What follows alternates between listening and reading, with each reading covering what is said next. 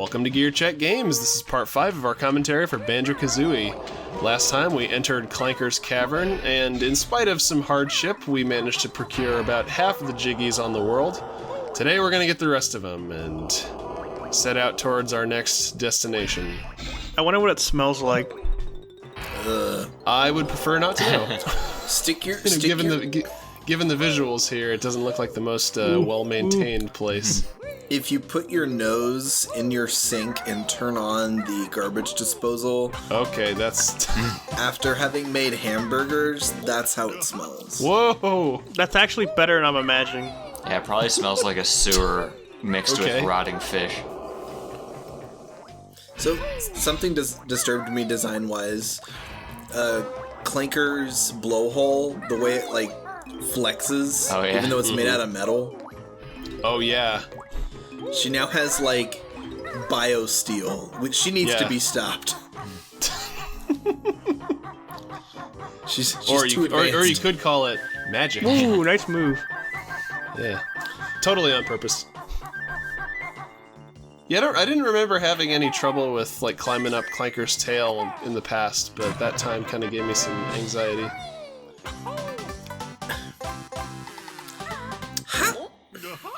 I'm a little confused as to what telegraphs being able to get that one. I'm not mad, I'm just confused. Yeah, it took me a little bit. It just took trial and error for me, and I was like, oh, you can shoot it with eggs, okay. Yeah. Well, yeah, in most... Well, you can either shoot it with eggs or you can use, like, a melee attack on it.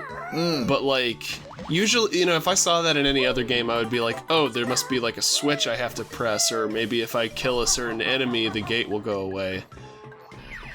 You're kind of conditioned... There's a couple of instances like that in the Banjo games where it's not entirely clear that you're supposed to just break through something, but it turns out that is what you're supposed to do. I don't know.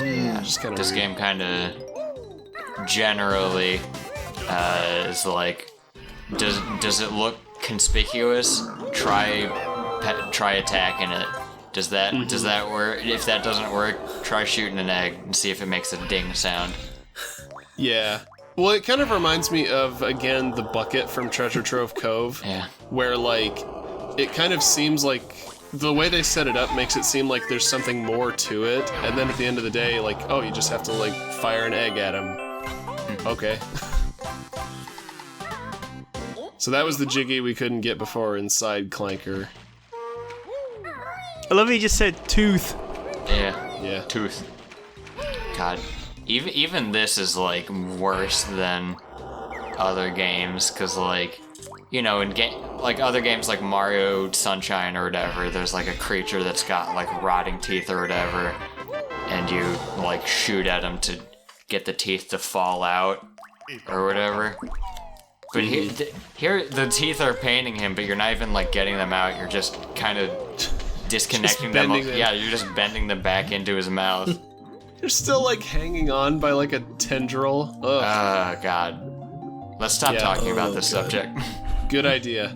Instead, let's talk about this honeycomb piece. Yeah. That you're inside missing. This yeah, thanks to the wonderful swimming controls.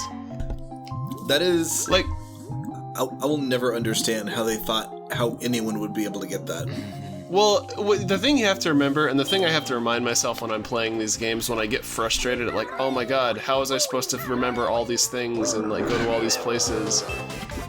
Not everybody is supposed to get 100% in these games.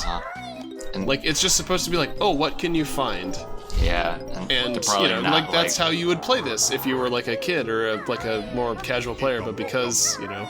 We're doing a Let's Play, and I want to show off the whole game. Yeah. I'm going to have some frustrations that, like, other players might not have. Plus, this was also the N64 era, so they're probably not counting on you, like, you know, wanting to do this in a timely fashion, but rather, like, get the most game out of it. Oh, yeah, especially with the second game.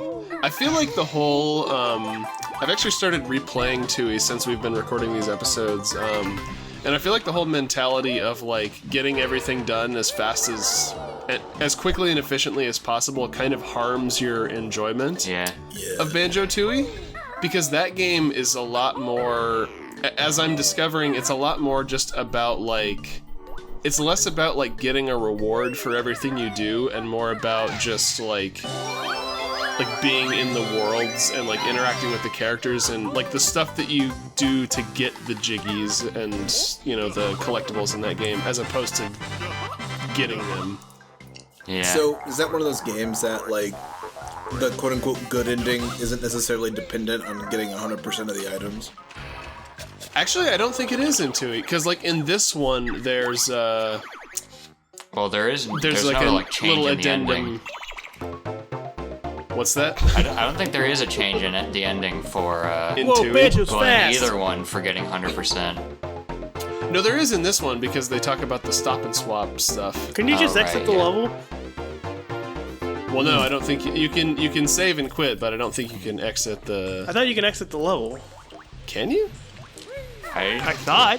I don't. Well, next time we get a pause screen, I'll have to double I check. think those just save and quit. Well, yeah, but like, I swear there's can like a you just leave level. exit to Grunty's lair? So wait, I so could be you got all wrong. I the- could be wrong. You got all the jiggies inside of Clanker's Cavern, then? Whoa, look out. Yes. Yes. Goodbye and good riddance to Oh, a level that I used to like. Now we get I still like Clanker's Cavern, but I just did not have a good time recording. Clanker's insides, but brown and green instead of. We should just call this red. episode Clanker's Inside Story. Or the last one. Well, yeah, we go from one gross level to another gross level, the swamp It's stage. Banjo and Kazooie, Clanker's inside This is- story.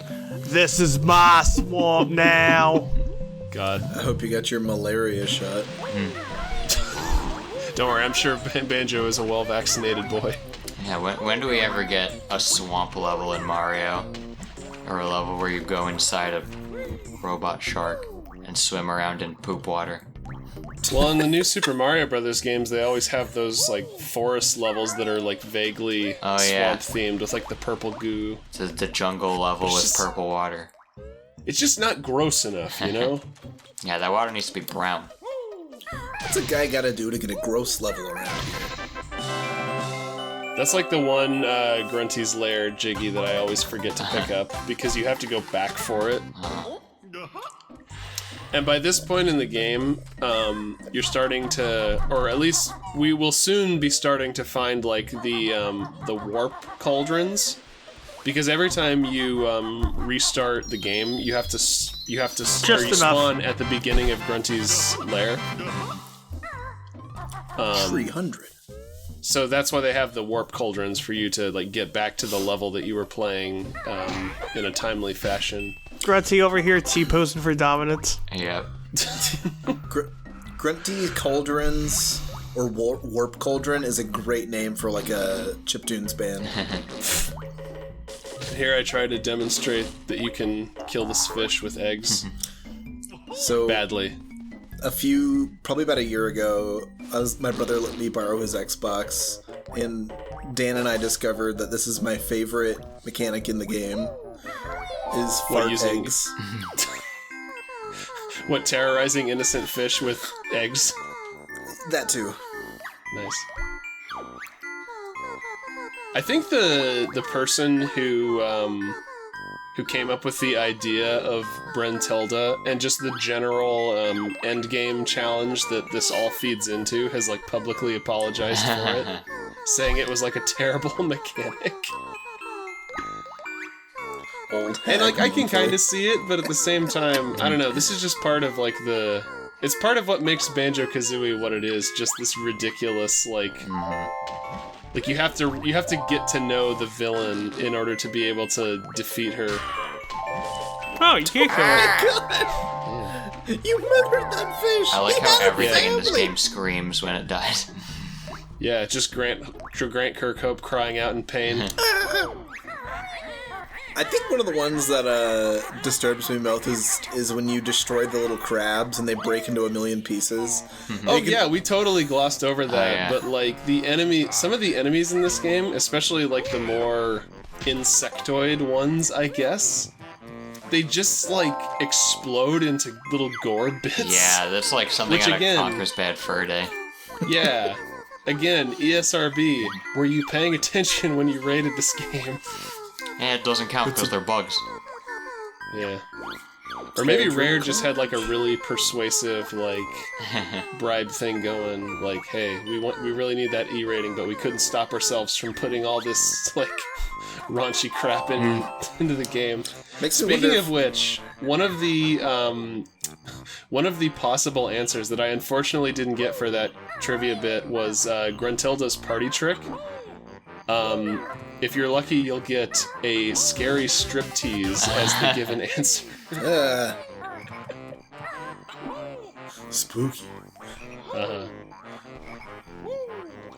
I like to imagine that she's a lot like the Ice King in Adventure Time, where that big robe is just for show, and she's actually like a beanpole. Uh-huh. Well, who knows? I mean... Well, it's actually quite the opposite. As we find out in Banjo-Tooie, it turns out that Grunty really is just big boned. Uh-huh. Okay, let me just say this is one of my more loved worlds, -1 Jiggy. That's great, Ethan, because we're not playing it in this episode. Yeah, -1 Jiggy. I came in here to do exactly one thing and then leave. Aw. So anyway, you like this level? Yeah, sorry. I like it -1 Jiggy, and we'll get to that soon. And I think you know the one I'm talking about. Mm-hmm. Yeah, uh-huh. That's one of the few Jiggies in this game that you're, like, probably better served in coming back for later, after you've, like, unlocked a certain ability. Which is not usually the case in Banjo-Kazooie. Most of these worlds, like, in fact, the vast majority of them you can complete, without any abilities from future ones.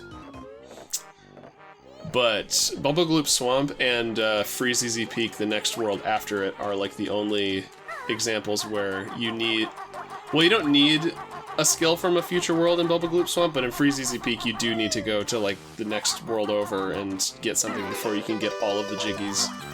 So now the reason I'm doing this now is, and again, this is not something you necessarily have to do if you're just playing the game casually, but again, for the sake of doing this efficiently, I decided to come back here and use the newly unlocked waiting boots to open up a little pathway back here in this tunnel. Yeah, I forgot that you needed to do this before, you know.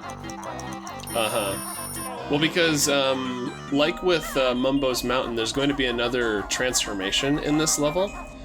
And once we clear away this big boulder, a transformed Banjo can crawl into that tiny space, but you have to get rid of the boulder as like regular Banjo first, and I always forget to do that, and have to backtrack all the way to Mumbo in Bubblegloop Swamp, and like transform back, come back here, smash the boulder as Banjo, and then go back and transform again.